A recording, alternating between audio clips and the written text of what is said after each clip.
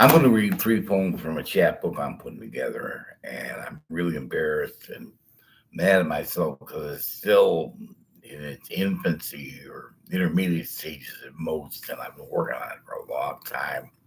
I'm doing it myself. I don't have an editor, and I don't know. I'm not much of a. I'd make a terrible legal secretary, but most of these are older poems. I'll try to find one that's recent.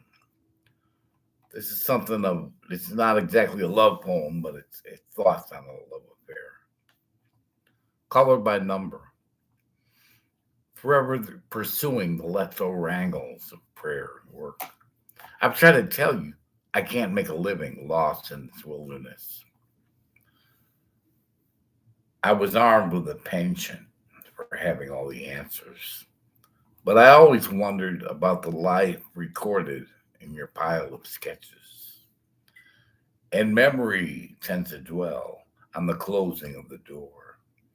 Then our destinies will seek the steadier companions, the ones who are well versed in the science of canyons. This is more recent. Her pond is complete.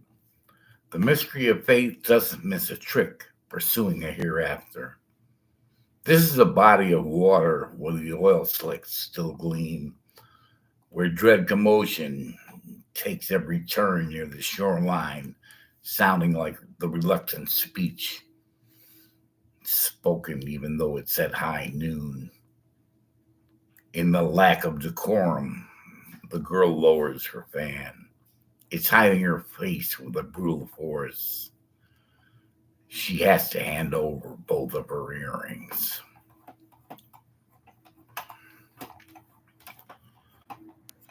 This is called Arroyo. It's gone through a lot of changes, transformations, and it's an older poem. Arroyo. I assemble all I possess from out of the ground. At a certain a moment, something seems rude. Another thing prefixes whatever I'm able to do. I managed to find a space far from the precipice. Then time was occupied by all my inborn traits. Both these things, ground and precipice, are in the strictest order. One denies the other. Their time is occupied by their inborn traits. On the dry creek bed, I'm running breakneck.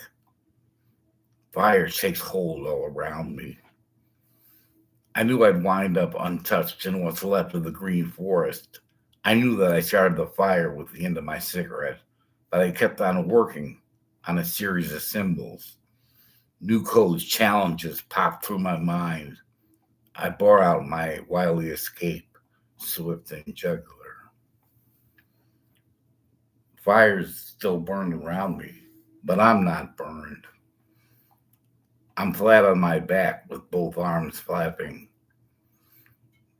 In the wild, animals surround me. They seem to ask if I am a creature that also runs in packs. I'll leave it at that for now.